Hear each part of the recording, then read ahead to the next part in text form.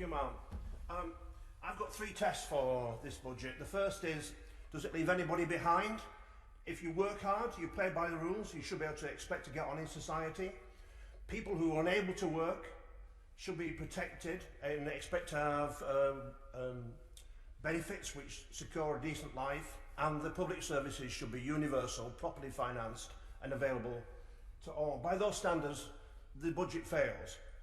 And the benches opposite will argue, and are arguing, that there isn't enough money in Britain. This is one of the richest countries in the world, but the problem is the wealth is located in a handful of large corporations and a few thousand very, very wealthy people. The stock exchange in the last 6 months, during the pandemic, increased in value by £630 billion. The 1,000 richest people in our country, since the bankers' crash, increased their wealth by £400 billion. And there's almost £1 trillion in unspent liquidity, corporate liquidity, in the banks. There is a large amount of wealth in our country available. The problem is it's held in a very few hands, and of course the Chancellor failed to touch it.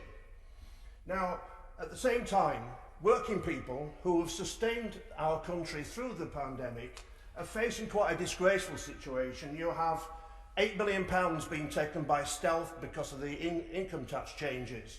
You have a third of key workers now paid less than the living wage. 10 million people currently working in precarious employment, and 14 million people living in poverty in our country today, alongside the vast wealth which I've just spoken about. Now, it's true that the budget envisages expenditure on infrastructure, but it's £2.4 billion a year. That's a large amount of money, but it's 147 times less than the amount of money which Germany's spending on infrastructure. It's 15 times less than what they're spending with the Tory chums in the track and trace system, which isn't working very well.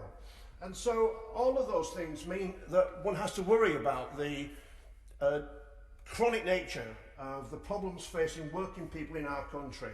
We have a towns fund which has been created, but it's already been cut actually through austerity, and of course it's not going to the towns in most need, it's going to those which are most convenient to the Tory party. As to housing, of course they're giving more money to buy houses, but they've done nothing to build more houses, thereby contributing to the chronic problem of housing facing our country. This isn't a budget to build back better. This is a budget which sustains everything we've seen. Unemployment, poor work, precarious employment, poverty, cuts to the public services and austerity. It should be rejected tomorrow night. The Chancellor needs to go back with a new calculator to bring a new budget back